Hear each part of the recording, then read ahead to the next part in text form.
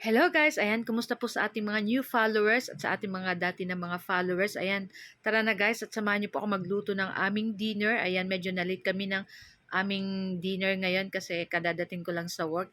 At ito yung naisipan kong lutuin kasi meron ako dito guys na 5 pirasong eggplant. So sayang naman at baka masira na. So ayan na nga yung aming dinner tonight. Ayan yung ating eggplant. So meron akong 5 pieces na eggplant dyan at nilaga ko lang yan guys. At pagkatapos ay pinalamig ko lang yan at tinanggalan ko ng balat at pigdurog-durog natin yung ating eggplant dyan.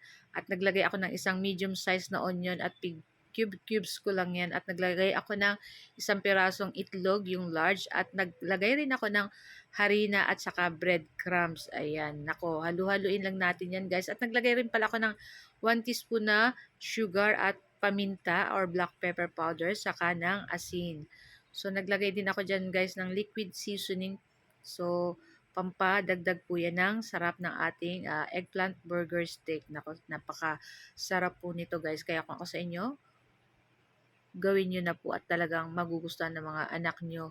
At hindi talaga nila malalasahan na hindi karne kasi lasang karne talaga siya guys. So, ayan na nga at ipiprito lang natin yan guys. Much better kung meron kayong hulmahan na bilog para pantay-pantay at perfect yung paka-circle. Pero para sa akin at nagmamadali po ako, okay na yung ganitong luto. Ang importante ay napakasarap naman itong ating ulam na eggplant burger stick. So, ayan na nga. So, papa-brown-brown lang natin yan guys, katulad ng ganito. And tapos, ahunin na natin at isunod na natin yung ating mga lulutuin pa. Ayan. So, sa 5 pieces na eggplant guys, nakagawa ako ng 12 piraso yata or 11. Ayan. So, madami-dami na rin, di ba?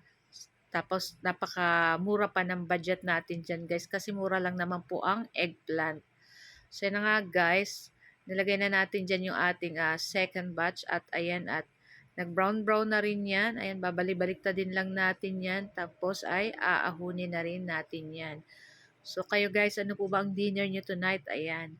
Ito yung ating madali ang lutong ulam. Pero, syempre, sulit naman kasi napakasarap. So, ayan na nga at ayan yung ating naluto. Ayan, ihilera lang natin yan dyan guys. So, 'di ba napaka itsura pa lang guys. Hindi mo na mapaghahalata na eggplant yan. O, 'di ba para siyang meat sa itsura pa lang. So, guys, ayan na nga at ready na. At maglagay na tayo ng panibagong kawali. At maglagay tayo ng konting mantika para sa ating sauce. At naglagay na tayo dyan ng 2 tablespoon na butter. Ayan.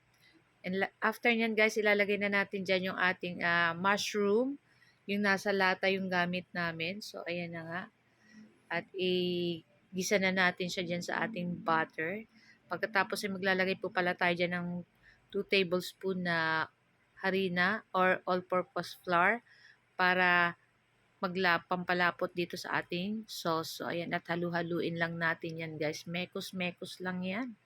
At pagkatapos nyan guys, ilagay na natin dyan yung ating maliit na evap na Alaska yung nilagay namin dyan guys. So kahit ano pong brand, pwede naman. So naglagay na rin po ako ng paminta at konting soy sauce. At naglagay rin ako ulit ng liquid seasoning at kalahating beef cubes. Pwede po kayong gumamit ng pork cubes kung ano po yung available nyo. So yan yung ating pampalasa sa ating sauce ng ating eggplant burger steak. So, ayun na nga at luto na yan guys. So, ilagay na natin dyan sa ating eggplant. Ayan. Nako guys, ito lang ang aming video today. Sana ay nag-enjoy po kayo ng aming video.